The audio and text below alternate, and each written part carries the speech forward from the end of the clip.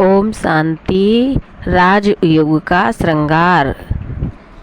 जानिए राजयोग का श्रृंगार क्या है। दिव्य शक्तियाँ। मनुष्य जीवन में सफलता या असफलता, सुख या दुख, शांति या अशांति का आधार आत्मिक शक्तियों का होना या ना होना ही है।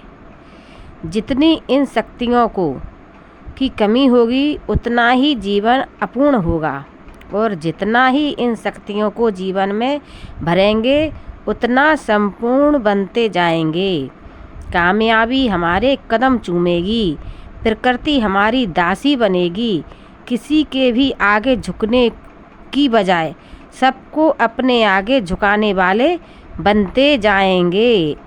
अतः हमें शक्तियों की अति शीघ्र प्राप्ति को ही जीवन का लक्ष्य बनाना चाहिए, और इस पुरुषार्थ में 20 नाखूनों का जोर लगा देना चाहिए। याद रहे कि इन शक्तियों की प्राप्ति केवल ईश्वरीय ज्ञान और राजयोग के द्वारा ही हो सकती है, अन्यथा कदापि नहीं। अब हम कुछ देवी शक्तियों का वर्णन करते हैं। सबसे पहले है समेटने की शक्ति। कहते हैं कि यह सृष्टि एक मुसाफिर खाना है और हम सब यहाँ मुसाफिर अथवा मेहमान हैं। जीवन एक यात्रा ही तो है। हमारे एक जीवन की अवधि कितनी सीमित सी है। मनुष्य संसार में आकर एक मकड़ी की तरह जाला बुनता है और उस जाले में फंसकर ही रह जाता है। वह प्रायः इतने विस्तार में चला जाता है कि एक दिन वही विस्तार उसके लिए आफतों का कारण बन जाता है और उसे समेटना उसके बस की बात नहीं रहती। विस्तार के कारण उसकी इच्छाएं बढ़ती जाती हैं और इच्छाओं के बढ़ने से वह विस्तार को बढ़ाता जाता है, और इस प्रकार उसकी जीवन नैया मझधार में फंस जाती है। वह विनाशी, अल्पकालीन एवं क्षणभंगुर सांसारिक पदार्थों की मोह माया के जाल में फंस मरता है और उसका जीवन व्यर्थ चला जाता है।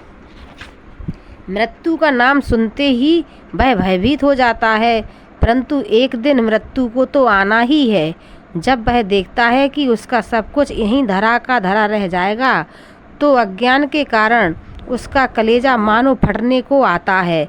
विस्तार केवल स्थूल पदार्थों एवं संबंधों का ही नहीं, संकल्पों का विस्तार भी अथाह मानसिक दुख और अशांति का कारण बनता है और आत्मा का मनोबल कम करके उसे दुर्बल बना देता है, जिससे मनोविकार सहज ही हावी हो जाते हैं और मनुष्य विकर्म करता रहता है। शक्तिशाली संकल्प वही होता है जो कर्म में उतार लिया जाए। ऐसा दृढ़ संकल्प तभी बनेगा जब व्यर्थ के संकल्प चलने बंद होंगे और हम ख्याली पुलाव पकाना छोड़ देंगे। यदि संकल्प मजबूत होंगे तो मनुष्य कभी मजबूर नहीं होगा।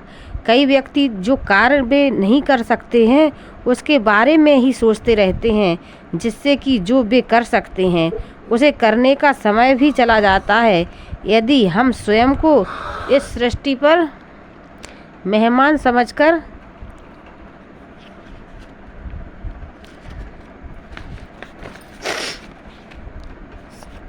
समझेंगे तो हम उतना ही विस्तार करेंगे जितना हम समेट सकें।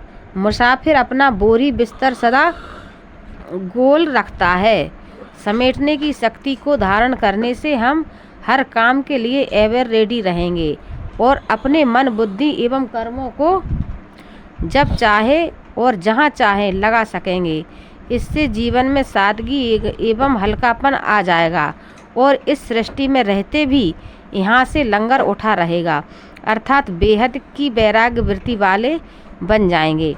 हम यह भी देखते हैं कि मुसाफिर को जितना लंबा सफ़र करना होता है उतना ही उसका सामान हल्का और कम रहता है।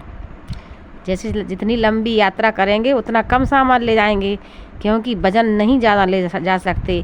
उदाहरणार्थ, चंद्रमा पर जाने वाले अंतरिक्ष यात्री केवल अत्यावश्यक सामान ही अपने साथ ले जाते हैं। हम तो चंद्रमा सूर्य से भी परे परलोक को जाने वाले हैं, अतः हमें प्रथम तो संकल्प अथवा कर्मों की रचना उतनी ही रचनी चाहिए जितनी जरूरी हो, और दूसरा उनको एक क्षण में ही समेटने की शक्ति होनी चाहिए। समेटने की शक्ति वाले की निशानी यह है कि एक तो वह वर्तमान में रहेगा, दूसरे उसके मन, वचन और कर्म में समानता होगी। ओम शांति, ओम शांति, ओम शांति।